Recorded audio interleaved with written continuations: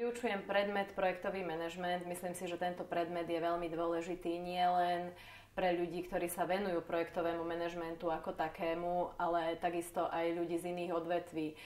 Pre ľudí z iných odvetví je to dôležité hlavne kvôli tomu, že princípy projektového manažmentu sa dajú uplatniť v praxi nie aj v stavebníctve, v štátnej správe alebo napríklad aj v zdravotníctve.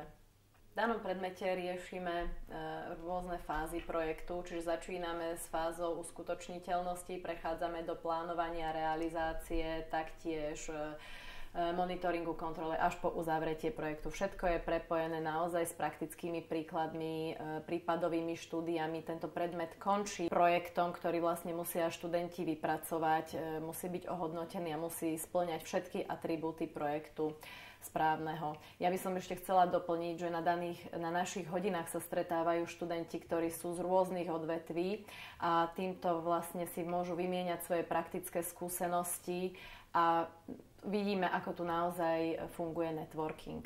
Projektový manažment bohužiaľ ešte nie je vyučovaný na nižších úrovniach v školstve. Zatiaľ vidíme, že naozaj sa tým zaoberajú iba na vyššom vzdelaní, ako je trebárs MBA štúdium, a na vysokých školách je to veľmi často iba voliteľný predmet. Je to veľká nevýhoda, lebo princípy projektového manažmentu vieme uplatniť v praxi naozaj v rôznych odvetviach a myslím si, že keby tieto princípy naozaj boli uplatňované, tak by to vedelo zvýšiť konkurencieschopnosť firiem a tým pádom vlastne by sa zvýšila efektivita celkového hospodárstva.